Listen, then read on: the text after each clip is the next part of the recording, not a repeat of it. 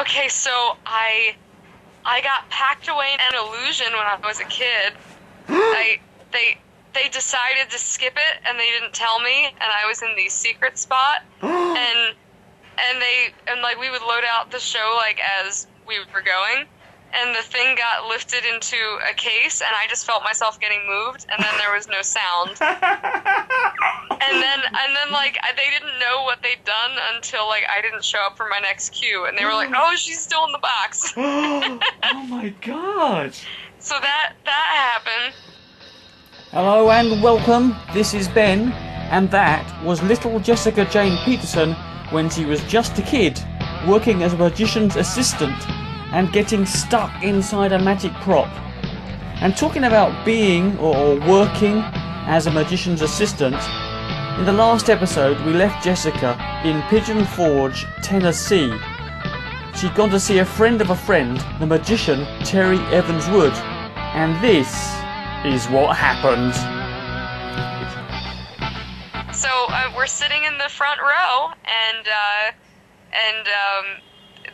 one of the assistants, it was their opening Christmas show, their first time doing the Christmas show in that venue. Yeah. And Terry has a full-scale illusion show, and one of his assistants at the very last minute, 5 minutes till showtime, could not do the show.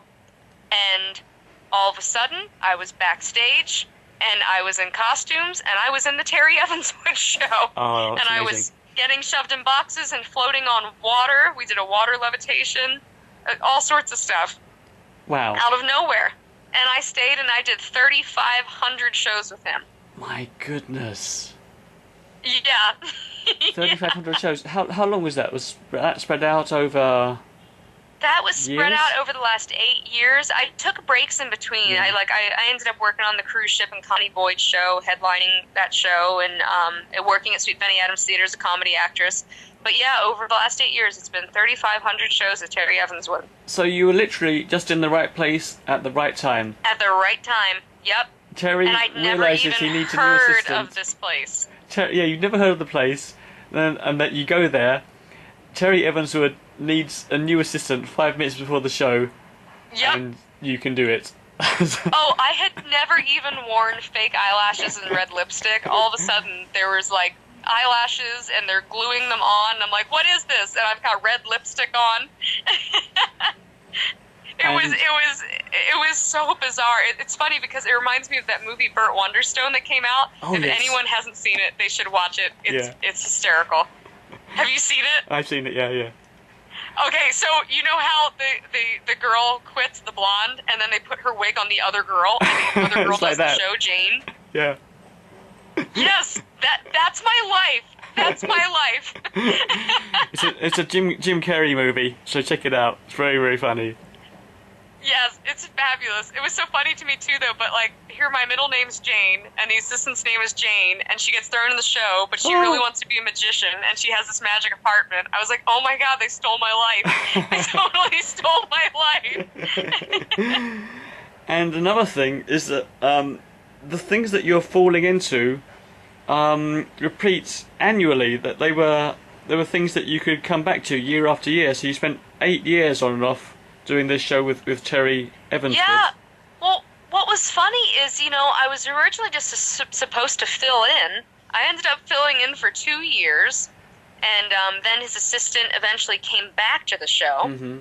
And basically, 2 days after I found out I no longer had the job there, I got an email from Ben Black, the crossbow artist. Ah, yes. And he said, hey, can you go to Germany for 3 months? I said, for what? He goes, I'm going to shoot arrows at you. And I went, okay.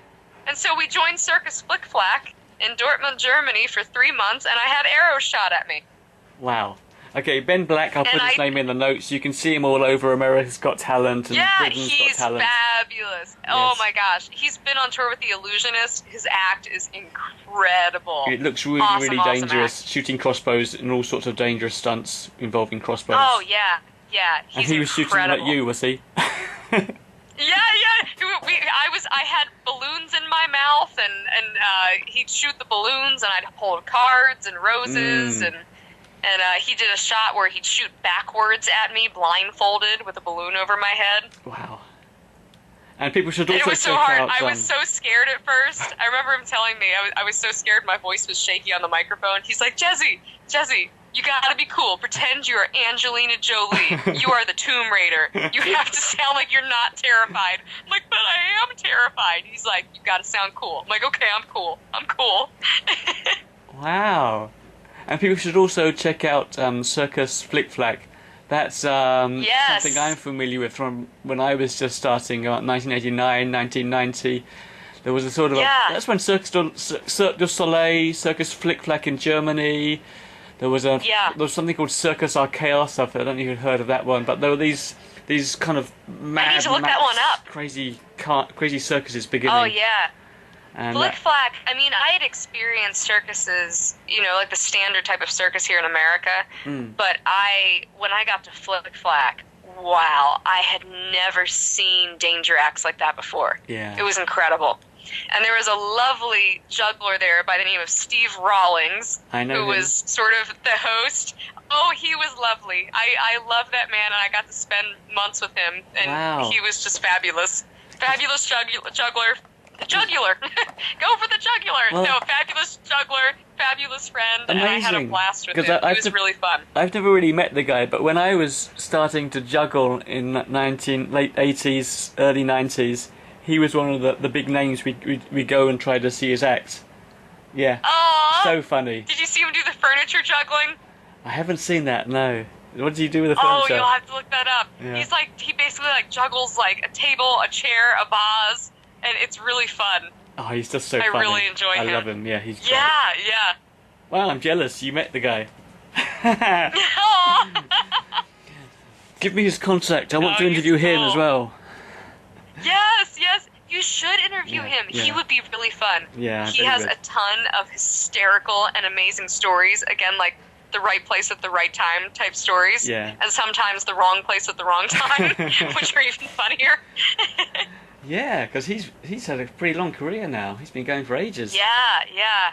Wow. Oh, and what's cool too, I met his son Jay. His son juggles too. Uh-huh. And I remember when we were backstage at Flick Flack, they were rehearsing this hat juggling act together. Yeah. And it was so cool to see like father and son doing the hat juggling. Oh, it's it, lovely. It was awesome.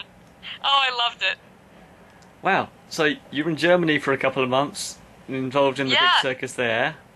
Yep, Circus and I Flick got Flack. back, and I ended up working with Sweet Funny Atoms Theater as the Yes. comedic actress, and then I got an email at the end of the season that Connie Boyd needed a female headliner for her Illusion show on Costa Cruise Lines, and I ended up doing 2 contracts with her on the ship. Whoa, and I loved it. slow down. Oh! So you go back to this is also in Gatlinburg again. They have the Sweet Yeah. Fanny Adams Theatre.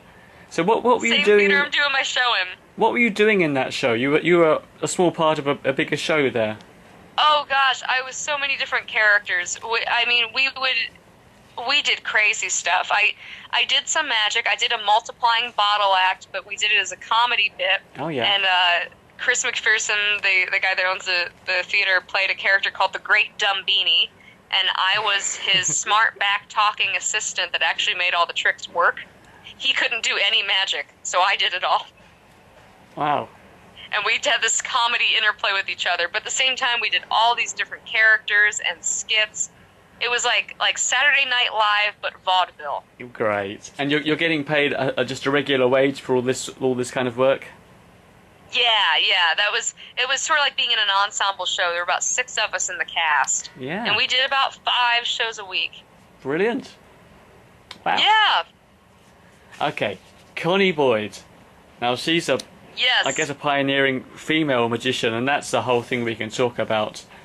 Oh yeah, she's has- fabulous. Has being a female magician yourself, has that ever been an issue for you? Has it helped your career? You Has know, it hindered it's your weird. As a kid, it was sometimes an issue because I would go to the magic meetings, and you're there to learn stuff and you're there to try stuff out. And instead of saying, "Hey, you want to show a trick?" they'd be like, "Oh, and now little Jessie's gonna pull the raffle number." Or, they're like, Yeah. "Oh, I need a volunteer, Jessie." And so you get picked as a volunteer, and you get picked to pull raffle numbers and stuff. And I was like, "Really, guys? Really?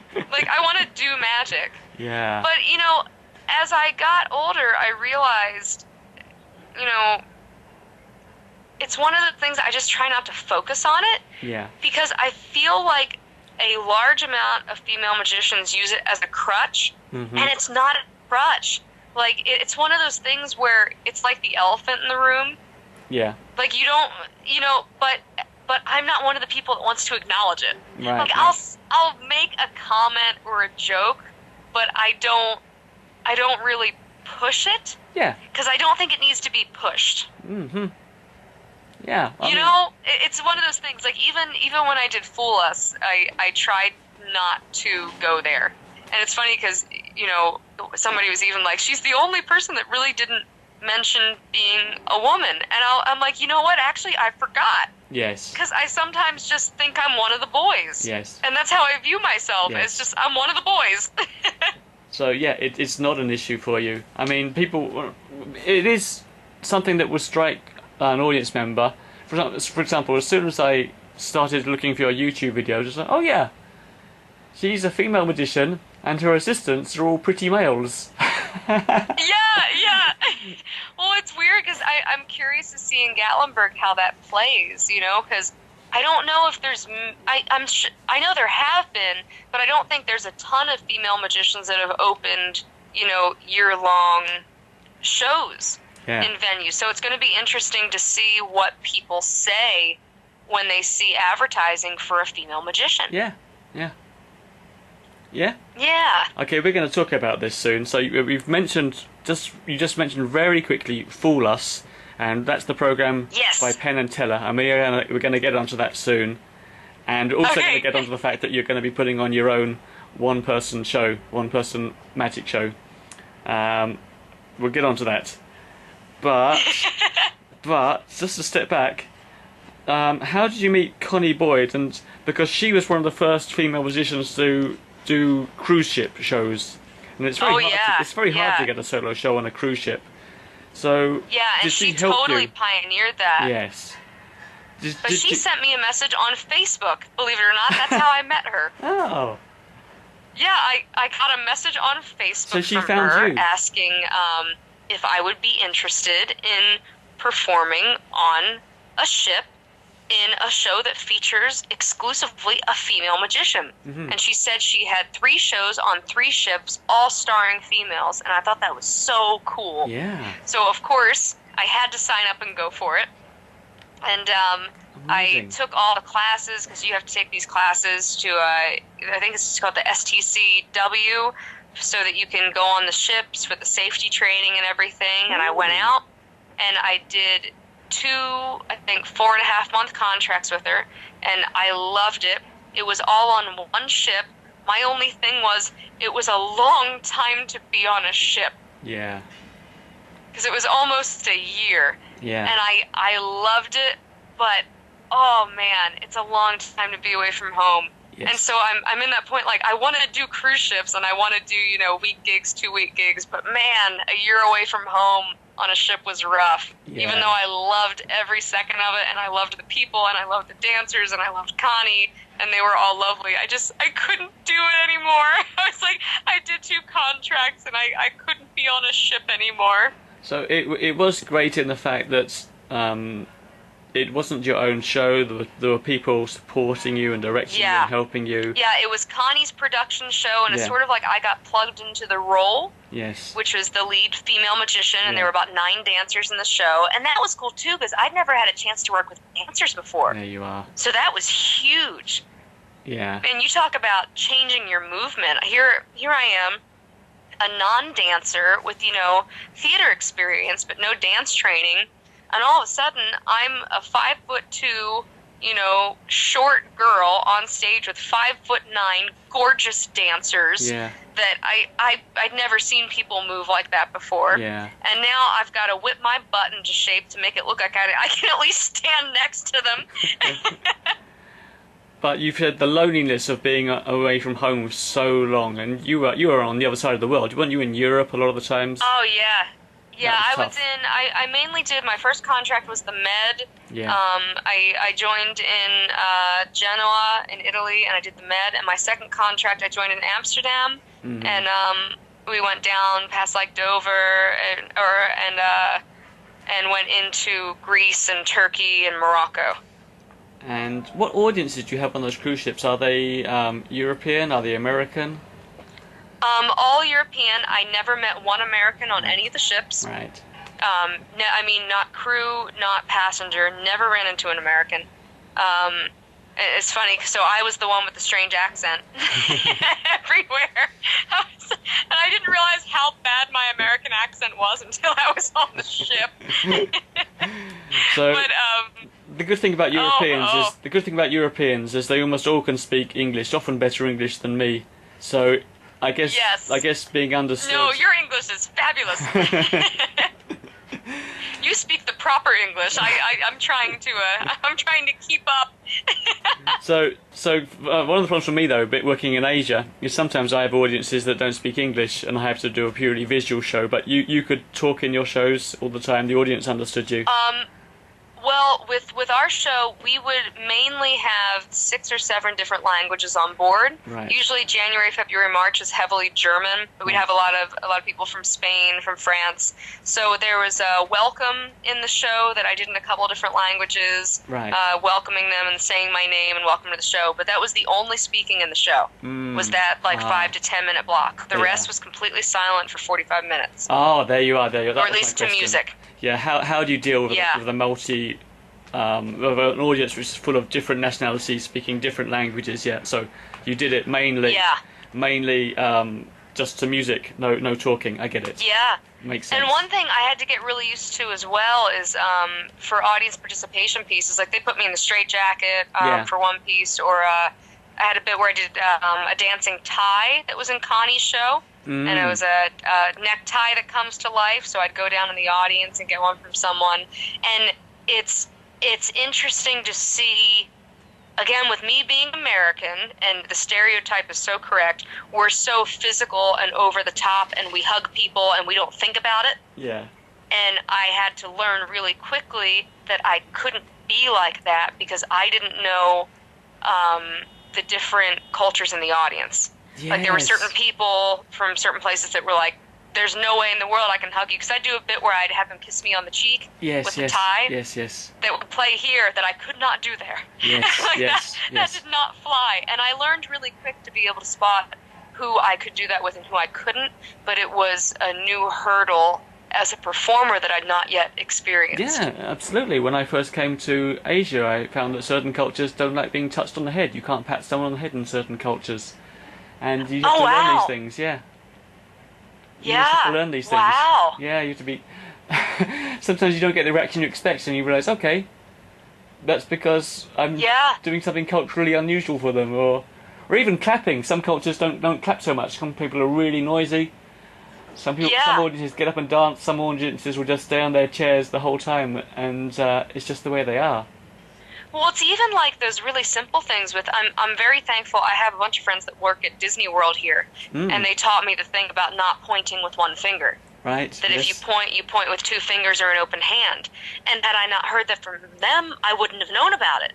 There you are. You know, and it's very just, natural to point at something when you're not using your words. And I'm like, okay, 2 fingers, open hand. That's the Disney way. Yeah, that's the Disney appropriate way of guiding someone or pointing out something. Yeah, pointing with one finger's quite rude in some cultures. There you are. Yes. And then this is just another random tip, but it's something that I'm really, really careful of, I guess because I am a woman performer, but I think it's important for men too, and men don't think about it sometimes. So when I do shows, and I use volunteers. Remember, I spent a lot of time doing the vaudeville things with Benny Adams, and I used to sing flirty vaudeville songs to guys in the audience. Yes.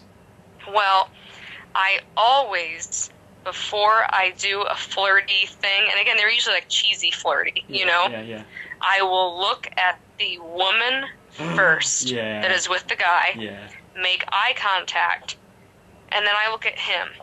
If she laughs and giggles, I'm good game to go. Yes. If she moves closer to him or puts her hand on his arm or anything, I know back off, pick somebody else. So important, yeah. Because I don't want to turn someone against me. Because the second you turn one person against you, I totally feel like the audience can feel it. Yeah. And sometimes that happens with guys too. Like male magicians will pick on a girl and like they don't read the body language of the guy that she's with, and they get like kind of like territorial, and then they end up losing that audience member because of it. Yeah. So that's a tip. That's a tip that I try to stick by.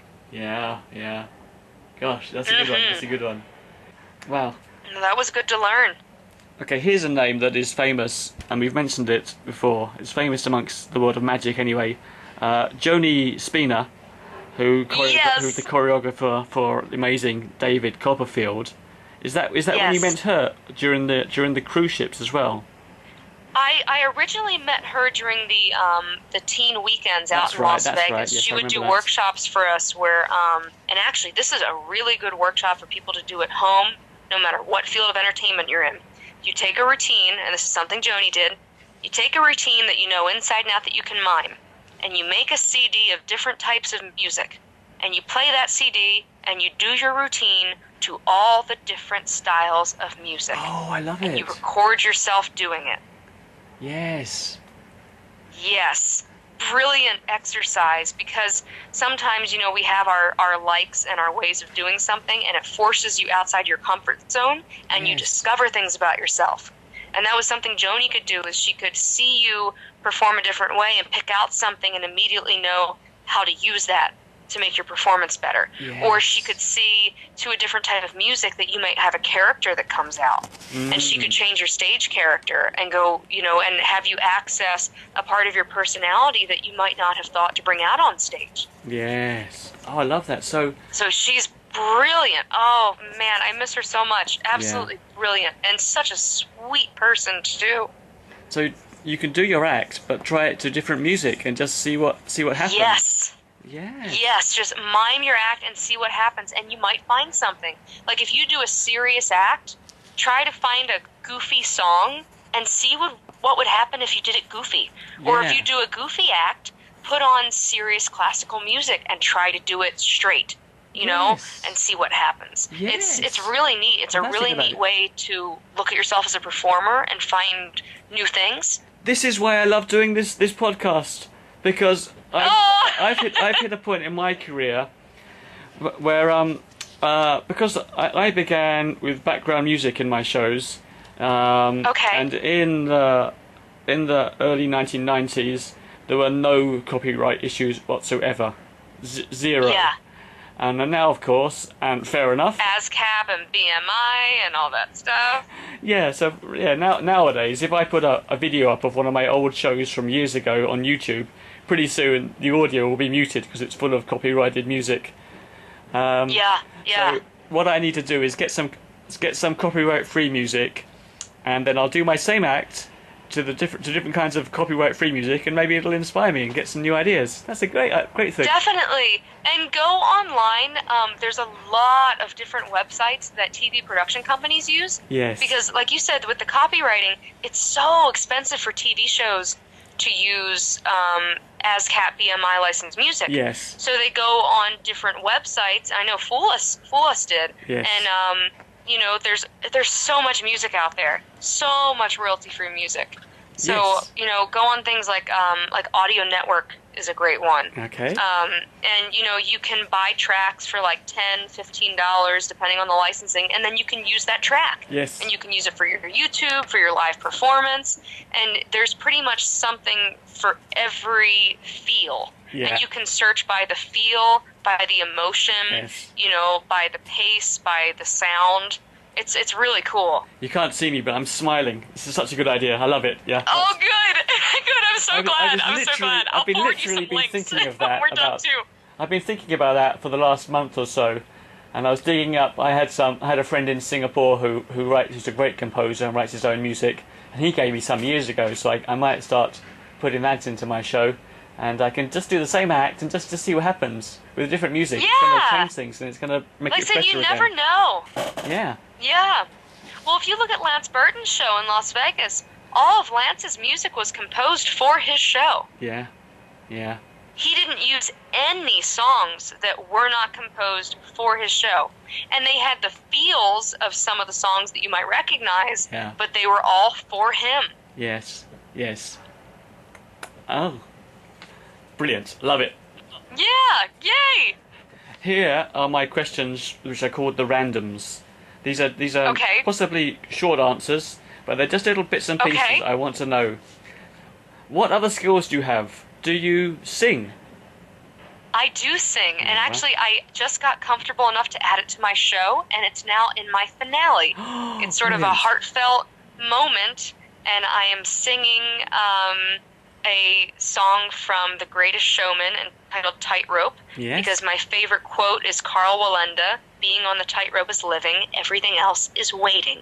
And I sing a song about that and sort of encourage people to find what their tightrope is and what they want to pursue, or maybe a dream that they forgot about that's not too late to go after.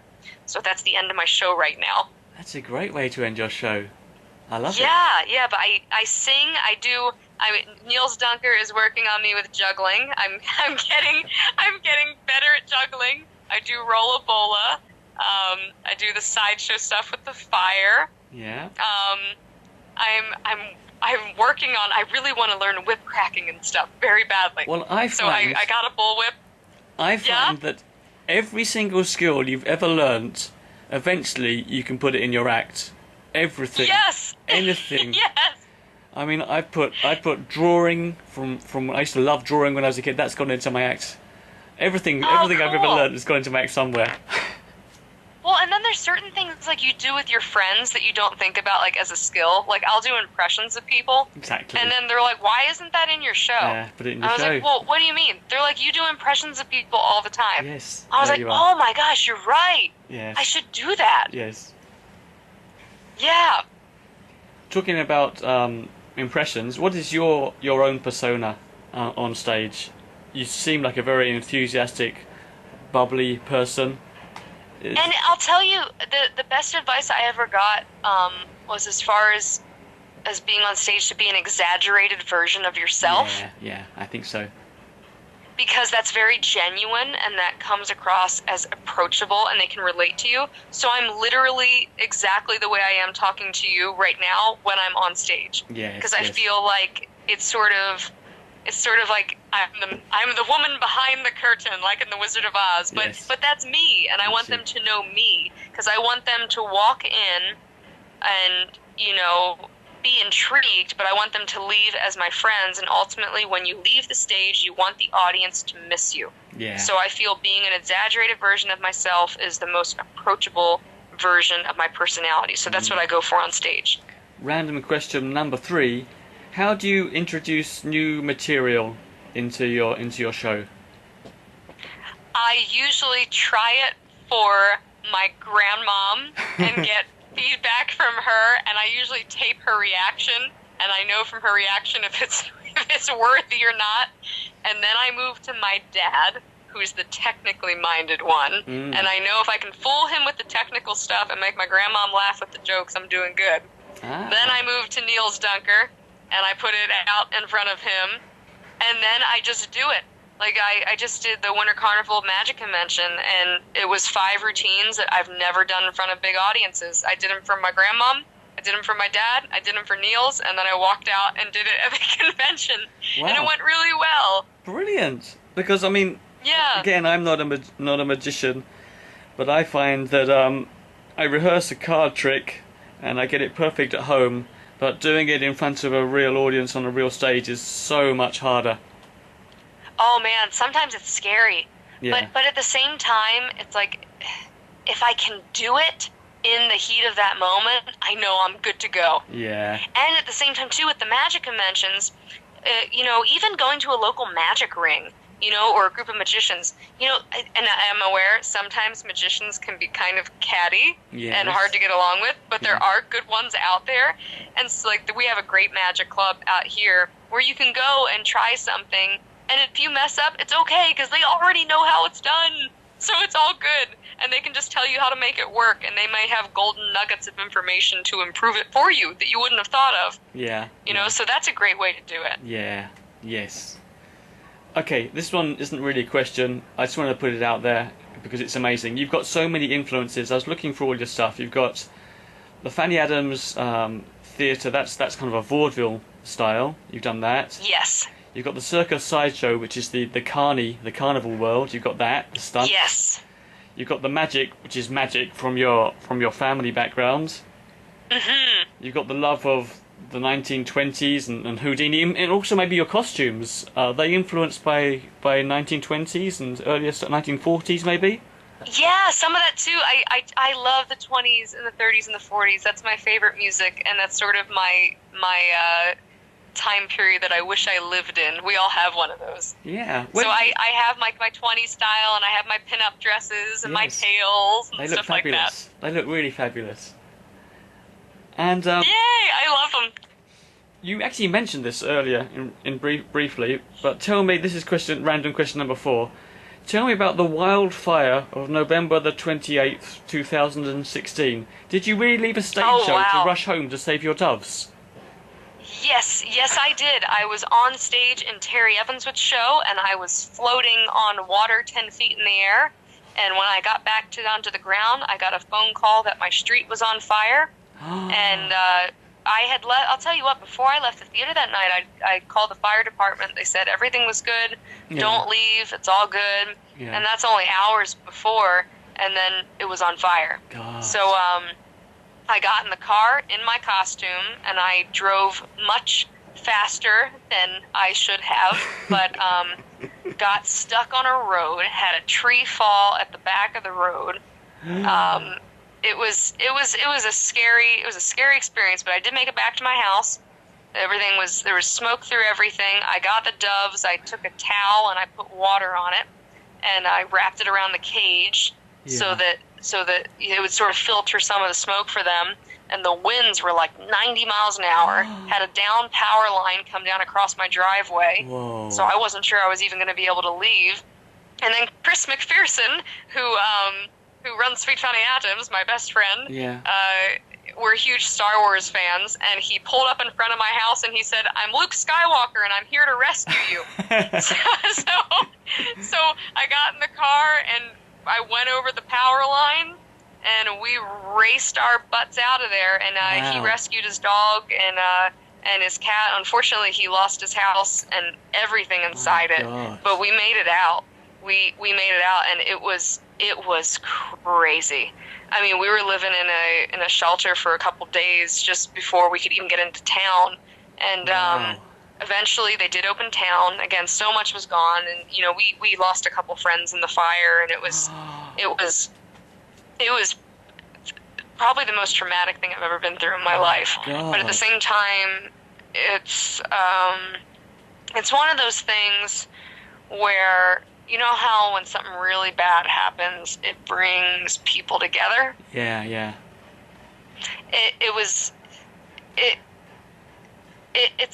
It's funny. You don't realize how close you are with some people until you're in one of those situations. Yeah. And they decided to open town, and there's a Charlie Chaplin thing. Have you seen the Charlie Chaplin movie with Robert Downey Jr.? I think I have.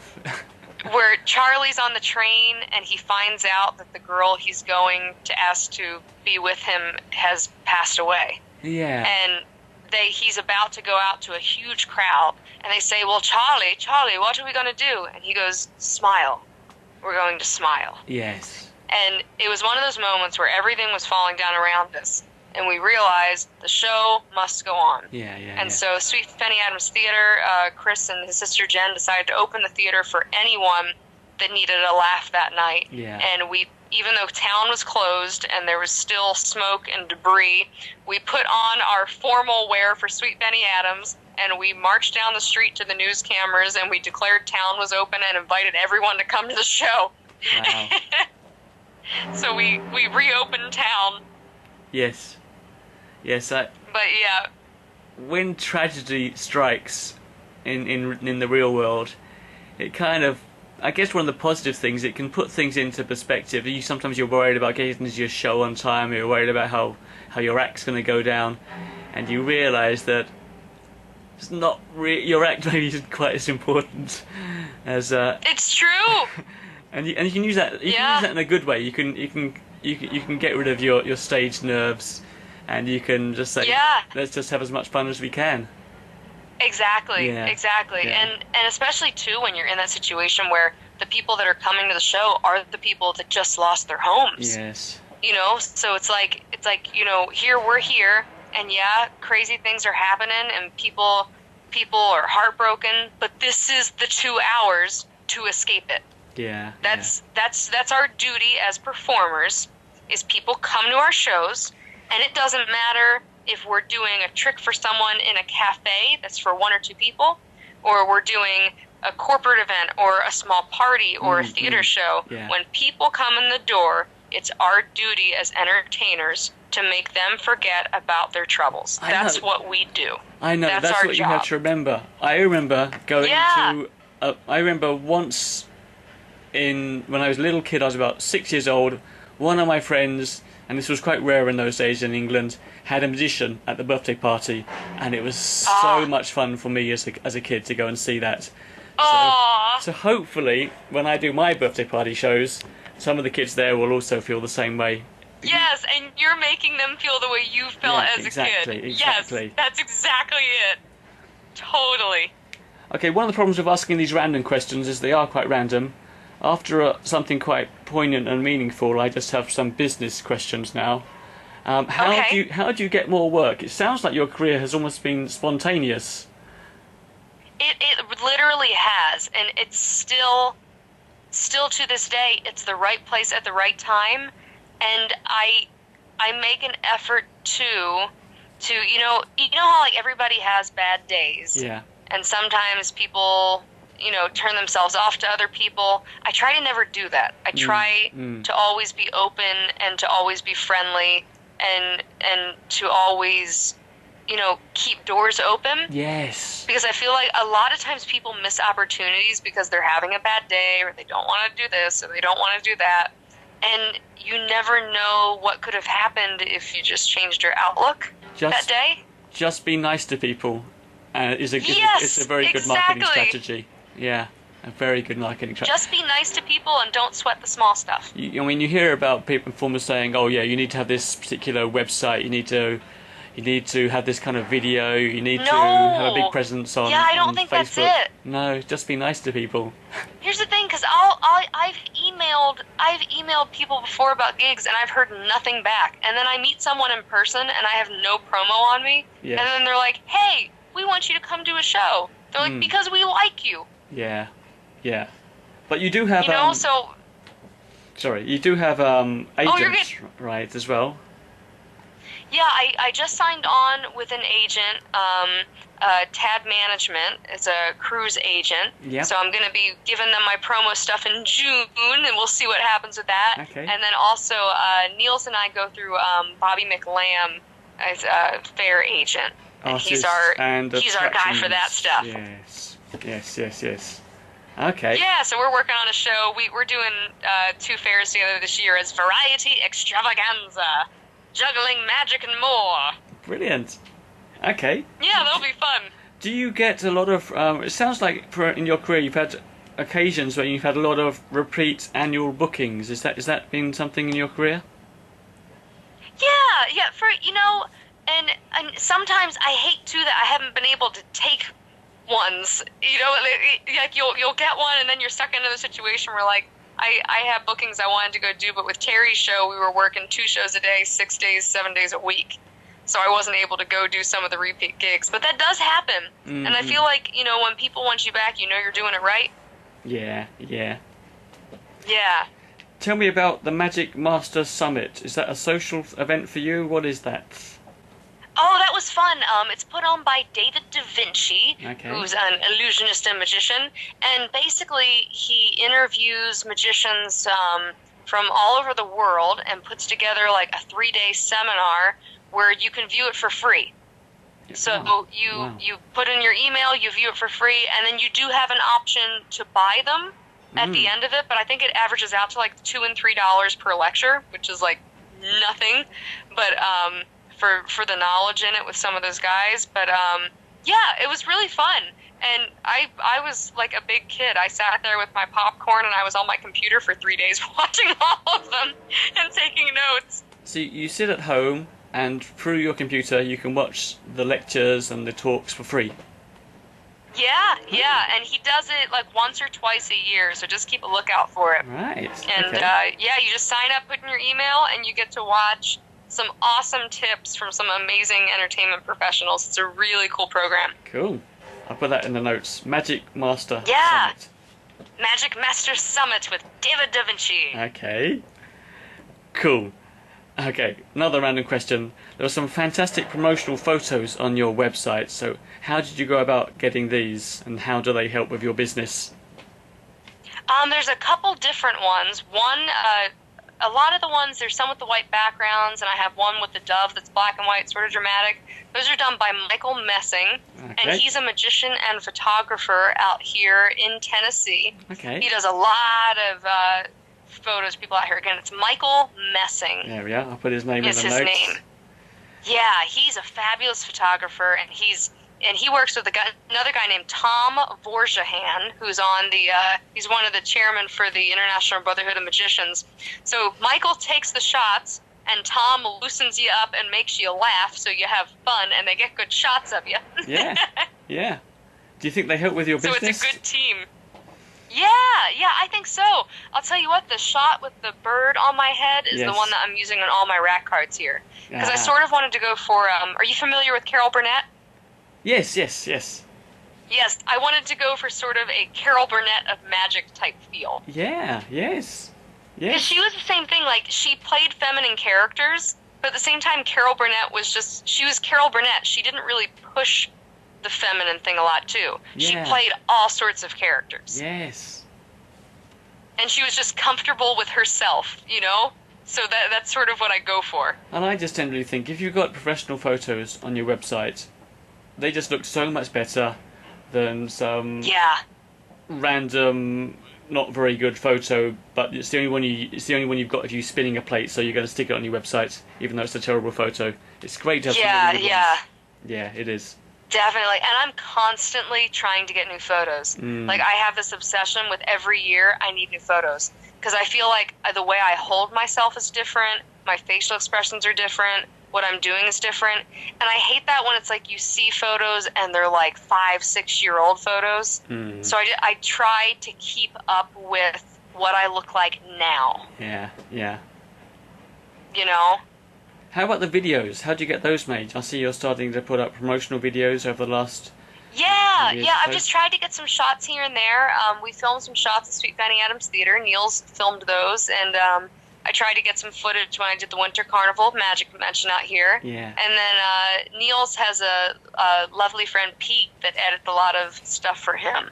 All right. And so he edits all of his juggling videos. So he started doing some of my stuff, too. And he does a really Fantastic. good job. The guy's awesome.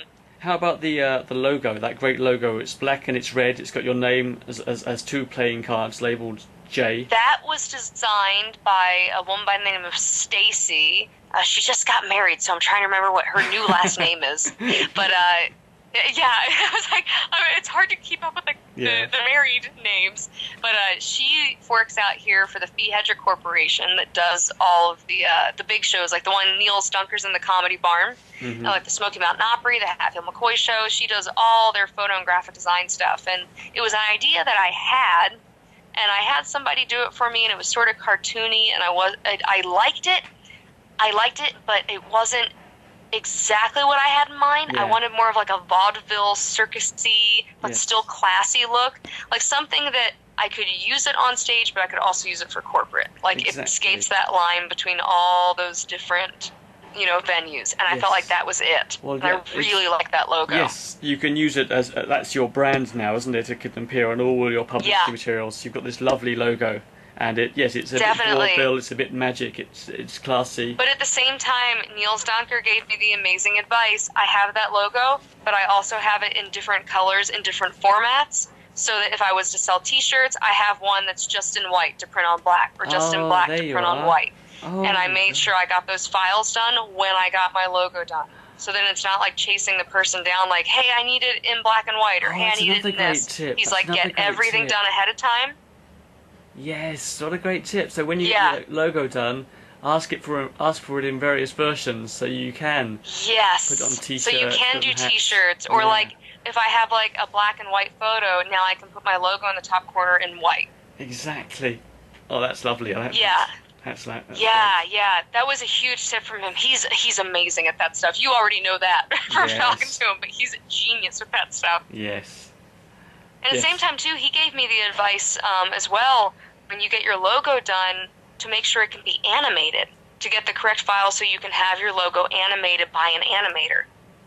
Wow. That's right, because Niels and that's another thing that makes it pop. The juggling balls move, so yours is animated. Yes. And that's stuff that I would have never thought of, but he's brilliant. Yeah, I'm a bit out of date and old-fashioned. It's time to update my website. Oh no, you're good. I'm the same way. What is the Magical Entertainer of the Year award? You have that. That was from the TMT Entertainment agency, and they gave me that. I got an email about that about a year ago, and I was like, oh, that sounds cool. I need to use that. Yeah. Yeah, I mean, I think because I loved, too, that it wasn't like Magician of the Year, because I consider myself even more of an entertainer than a magician. I'm an entertainer first and foremost, but magic is my vehicle. That's why my podcast is called Meet the Entertainers. Yeah. Yes, there you go. And credits like this do help your business. I mean, Niels Dunker, and we've been talking about this guy a lot. He was my podcast last month, but he's got a few world records for juggling, and any kind of credit that you can put in one line at the top of your work, at the top of your brochures, is great. And so if you can put Magical Entertainer of the Year in quotes at the top of your brochures, it's great. Yeah. At the same time, too, if you have somebody write an article about you, like when I did Fool Us, there was an article written on this website called visitmysmokies.com, and this was before I was thinking about doing my own show. And it headlined, the first line was, one of the best entertainers in the Smoky, or one of the most talented entertainers in the Smoky Mountains was just featured on Penn and Teller's Fool Us. And I went, wow, now I can use one of the most talented entertainers in the Smoky Mountains, visitmysmokies.com. Yeah, you are. Yes. And so go through articles. If someone writes an article about you, go through it with a fine-tooth comb. Yes, I've done the same thing. At the top of my website on the homepage, there's a scrolling list of the best quotes I've collected over 25 years. And there's every now and then you'll find someone's written something really good, five words about me. So that goes on my website. No, that's awesome. It's awesome. Like, I try to do that now. Again, it was something I had never thought about. And now I'm like, oh, that works. Yes. Okay, you've mentioned Penn and Teller. Let's finally get into that one then, because that's your most high-profile thing on the internet right now. You appeared on national television on Penn and Teller's Fool Us. So, how did you get that gig, that massive exposure? Basically, I was working on a routine to submit to them, and it was sitting on the coffee table at my friend's house the night of the fires. Oh. And the whole thing literally went up in smoke. And I decided after the fires, I was terrified of fire. I wasn't going to eat fire anymore. I wasn't going to touch fire. I didn't want to see fire. And then I was home, and Niels and I went out to Las Vegas, and we saw the Penn and Teller show, and we're sitting in the theater, and he's like, you should submit. And I was like, well, what in the world would I do? The deadline's a week away. He said, you should submit. So I got home, and I was talking with my dad, and I'm like, well, I haven't eaten fire since the fire.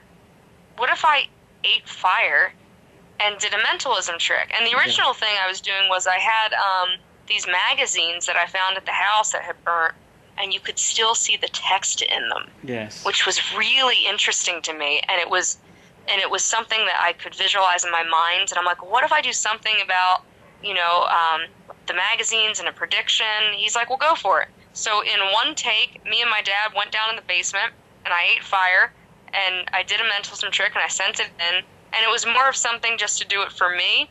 I didn't think they'd call me, but I got the call. Brilliant. And they said, and people kind of busted on me at first because they're like, "Oh, you only got on because you ate fire. Oh, you only got on because you're a girl." Who said this? And I remember when I walked in for rehearsal. Who said this? Oh yeah. Is it the catty magicians? Right? Is it the magicians, nerdy internet magicians who say these kind of things? Who said that to you? Oh man, it's so many people. They all get cranky over that stuff.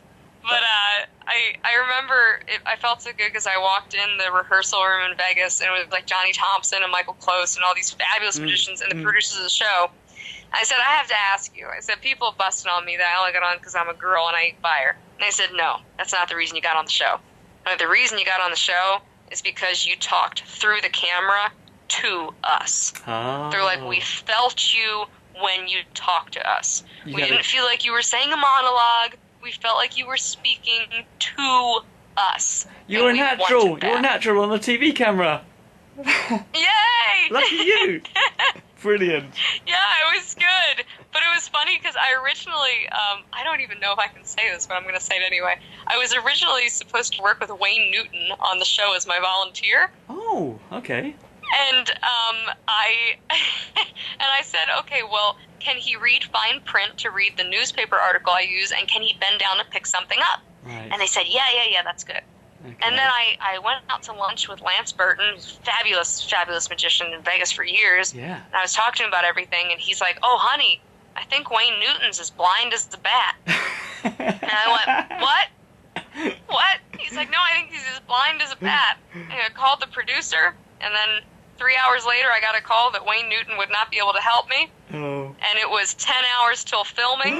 And they said, what are you going to do? And this is the producer of the show. He's like, what are you going to do? I said, well, I'm going to do what I always do. I'm going to wing it. Yeah. And I went on and I winged it. You got the host, is it, to help you? Yeah, I got Allison and Penn. And I just sort of did my own thing. What's it like doing a slot on a TV show? Do you have to wheel your props onto stage yourself? What do they edit out? Do you have any tips? I'll tell you, it was interesting. You know, some people had to stop and start. I'm really happy. I thought I was gonna have to stop and start with my act, because they tell you, you know, if you fumble your words, to take a breath and then to repeat yourself so they can edit your speaking on the show. Right. But So they have you in a holding room, and I went up with a little bag. I remember I had a Walmart bag with everything that I needed in it, and there was this guy that was like doing this massive trick, and he's like, that's what you're bringing up there? And I was like, yeah, I don't even need everything that's in this bag. Wow. And they laughed at me. So I went up with my little plastic Walmart bag to the top, and I waited in a little room, and they had They wheeled out my table, but I checked my fuel and I checked my props, and they mic'd me, and I immediately walked on stage, and they announced that the act would be using fire, and we did sort of a fire talk, and we did the fire talk, and then I turned my back, and Allison introduced me. I did the act all the way through in one take. Wow. And then I talked to Allison for a good 20 minutes probably. Maybe even more than that. And then talked to Penn and Teller for a significant amount of time. So we may have been on stage an hour and a half, but you only see like 8 minutes of it, you know? Oh, really? Yeah. Oh, yeah. Hey. Gosh. So that was really cool, because they tried to get a lot of interview time with Allison so they could pick apart different things. And at the same time, Penn and Teller, which is the reason you can only do your act once, Penn and Teller can only see it once, so it's fair with them guessing how it's done. Yeah. And then they have to talk back to the guys. They've got little earbuds in their ears, and they're talking about how they think it's done, and then it's verified that it is or it isn't. Right. Wow. Yeah, it's really neat. It's really, really neat. And they were so kind and so pleasant. Everybody's so nice. They make you feel good on set there. They're really cool. That was one of my things, yeah. So I got two things here. who's watching the show first? Is there any audience apart from Penn and Teller and the TV crew? Yeah, we had a full house for Okay, you got taping. that. Okay. Full house in the Penn and Teller Theater. And So they you do stay it there. for a live audience. But they must stay there for hours. The audience for each act to come Oh through. yeah, Wow. yeah. Like I think they have a couple of breaks, but basically they film for 2 weeks, and they have audience members come in to tape for probably like 6 to 8 hours Wow. with breaks. Okay. Gosh. Yeah, yeah. And I'm also thinking it's very frightening to be on television, from my experience. Okay, so that was weird for me. I thought I was going to be absolutely terrified. Right. Like, I mean, I was sweating bullets when I found out everything was changing, Yeah. and I was in the holding room off to the side, and the lovely Liberty Larson, who appeared on that season as well, Mhm. I walked over and she saw me, and she's like, "Don't worry, you're gonna do great," and gave me a hug. Aw. And it was almost like just like hugging someone made you feel good. And then Chris Kenner, that works with David Copperfield, was in the hallway, and he's like, "Knock him dead, kiddo." Yeah. I was like, well, I think I said to him, I'm like, well, I hope so, but I hope they're not too dead. like I hope this goes well. And at And least huh? at least Penn and Teller are magicians and performers themselves. It sounds like they would be decent, supportive judges. Because I mean, some of the Oh, they were talent shows. so nice. I mean, some of the They talent were so shows. nice. Some of the talent shows. Yeah. The judges are so bitchy and horrible. And that must be. Yes, they're mean, and I've been approached by other talent shows Yeah.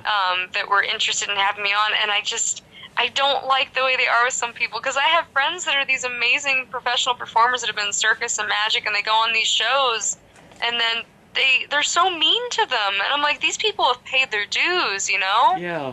Yeah.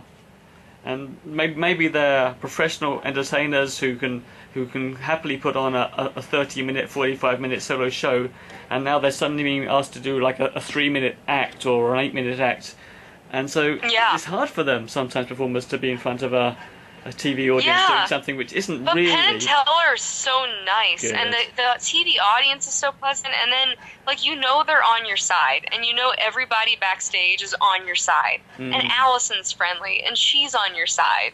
Like, everyone there wants you to do well, whereas some of those other shows, I feel like they don't want you to do well, because then they can get more out of it for them. Yeah. The shock value Yeah. of the TV. Mm-hmm. Okay. So you haven't done. You sort of stopped fire reading for a while after the bad fire. Yeah, and that was the first time doing it. And then And Penn and I hadn't done the fire eating since Penn and Teller, and until I did the convention about a month ago Right. here. Are there any really specific tips?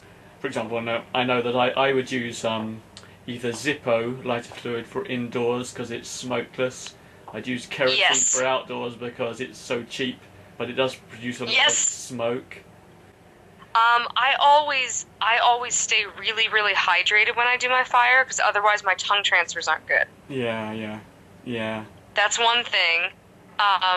Also, I learned when I did the electric chair, I would light a torch off my tongue doing the electric chair.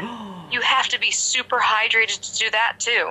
If you don't Okay. have enough saliva on your tongue, the electricity won't arc to light the torch. How Wow. random is that? And Penn. So I try not to do it that much, because it's horrible for your liver. That was my question. I mean, Penn Jillette is also has done fire eating. I remember. Yes, and he's fabulous. I remember reading a book about him ages like 20, 30 years, 25 years ago, and he had an act where he pointed out, he exposed, it's one of those bits where he carefully exposes the secret of fire eating, that the flame isn't that much, Yeah. isn't really that hot, but the Yeah. long-term health hazards are bad because it's going to, the fuel and smoke's going to Oh descend yeah, into your lungs. because your tongue is absorbing all of that. Yeah. That's the worst place that you could absorb that chemical. Like, I mean, like, it couldn't be worse for you. Do So, you know, worry? like, Do you I worry? love it. I'm at this point, I think that's why I've tried to stop doing it. Yeah. It's almost like I'm realizing that I'm not indestructible. Yes. I feel like that's the like 25 to 30-year-old bracket. Is now I'm realizing that like something can happen to me, Yeah. and that my body does take a hit Yeah.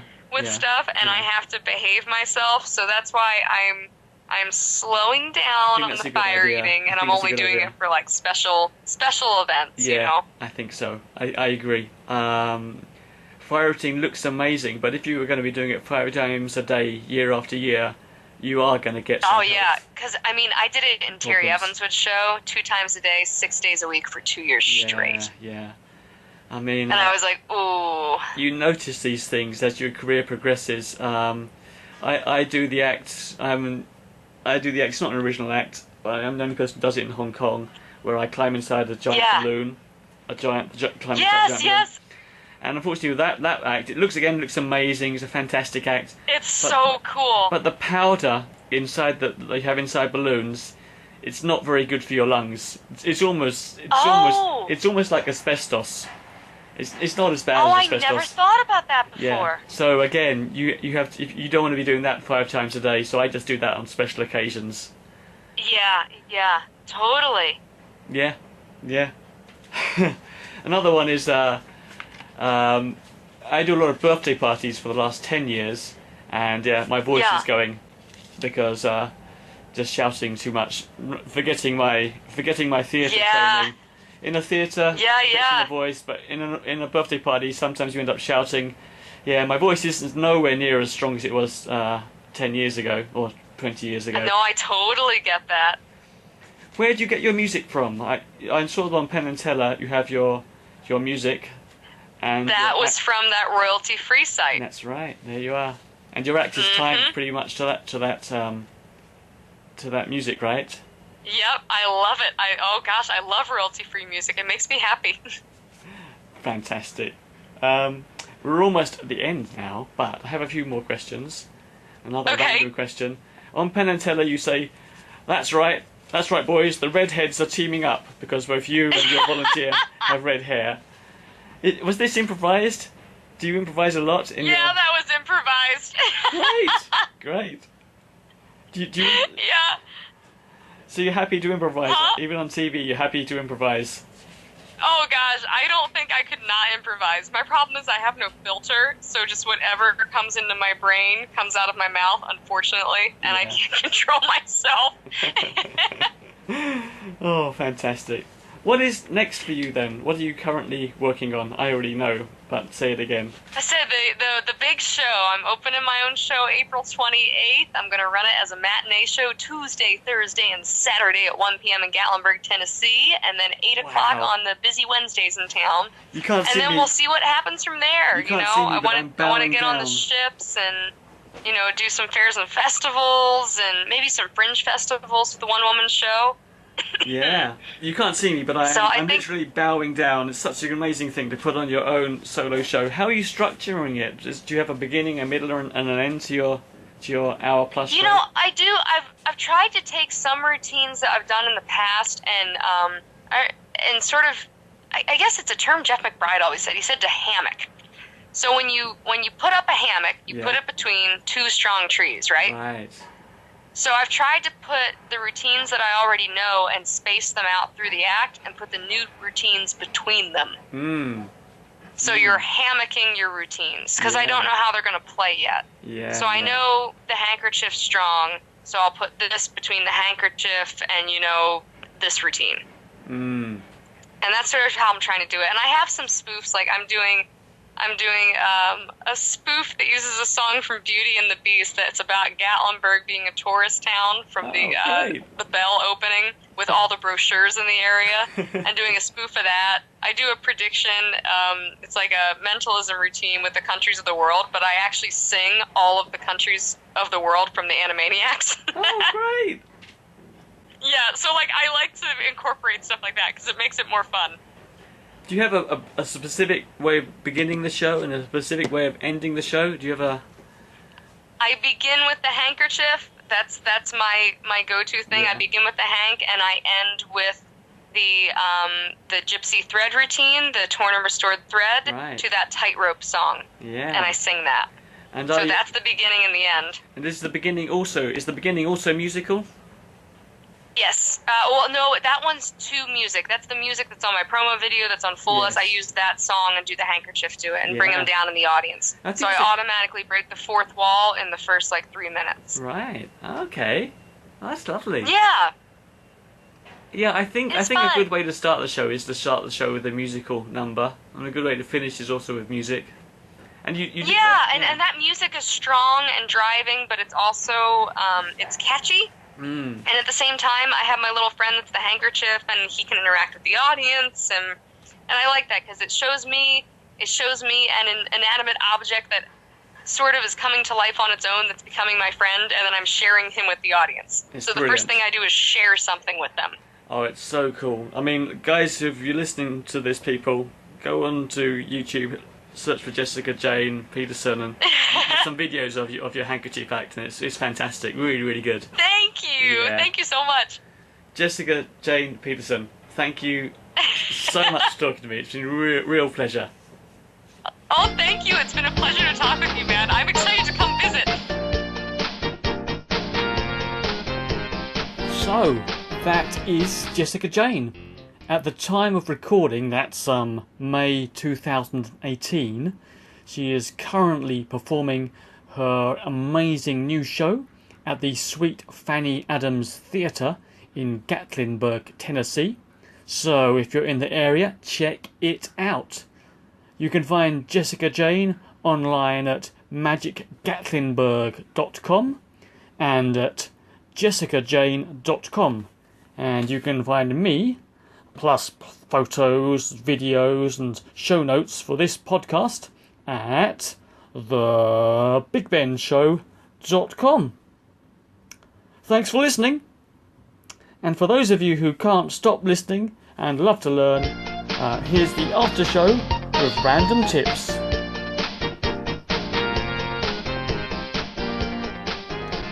Hello, welcome to the after show with random tips and my list of random highlights from this episode.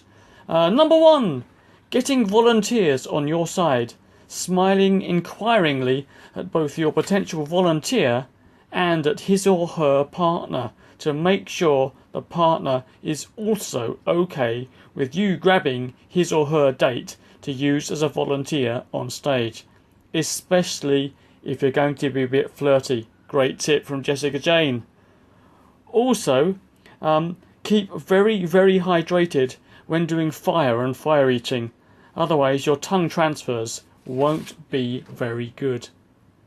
Something I noticed was that Jessica Jane had a continuously burning lit candle on stage so that she could instantly light her fire torches without having to fumble around with a cigarette lighter. Seems like a good idea.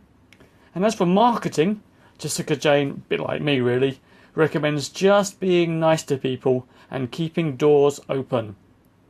Random tip number 5.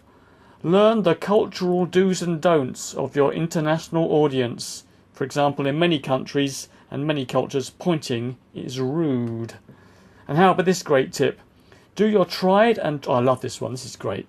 Do your tried and trusted routine, but do it to a different style of backing music. And a new stage character might emerge. So if you do a serious act, try it out to goofy music. Eh? And here's a tip from me. If your audio cable keeps breaking and all you have on you is your phone and a microphone, this is what you do. Here's one that I had just this last weekend.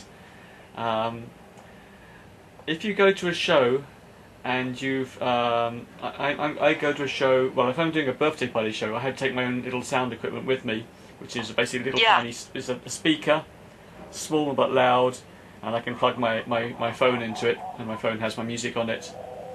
Yeah. But if for some reason your cable that connects the speaker to the phone is broken, and you haven't got, and you're not advanced enough to have Bluetooth or something like that, which I should have, I realised I can just put my speaker comes with a wireless microphone, but you can just use any microphone, any sound system, and just put your phone volume on at maximum, and put the microphone in front of your phone, Ah. And then you've got to, if you need music, you've still got it, and it's okay. It's not perfect quality, but that's Clever though. That can save you. Yeah, that can save you. That's super clever. Yeah, no, that's a really good idea, man. Another one from years ago. This is more of a war story than a tip, but maybe it's a tip. If you are still doing fire in your act, and you've got quite a lot of fire, like maybe it's fire juggling, so it's quite a big flame, not fire racing. Always take care of the fire, extinguishing it and everything yourself. Make sure because you're the guy who knows how to do it. I was doing a show years and years ago, and for some reason, I used to hand the fire off to my boss at that time, and he'd extinguish the fire. He'd go off stage and extinguish it. But for some reason, the boss wasn't available, and he got his sister to take the fire. And I did my show normally. I did my fire juggling on my unicycle. I gave the fire clubs to the boss's sister, and she and the fire clubs were taken out of the room, and I carried on the rest of my show. But when I finished my show, I could smell something. And when I walked out and opened the door, there was smoke everywhere, and the carpet was on fire. And she hadn't had any experience. The boss hadn't told her how to extinguish the fire, and she somehow managed to wrap some cloth around it, around the fire clubs. The cloth had caught fire. The cloth had on the carpet. The carpet had caught fire. She'd thrown a vase of flowers of water onto the carpet, and that had just caused smoke. Oh my god! Yeah, so if you're doing fire, I think make sure you take care of it yourself. Yeah, this is a good point. Wow. Oh man.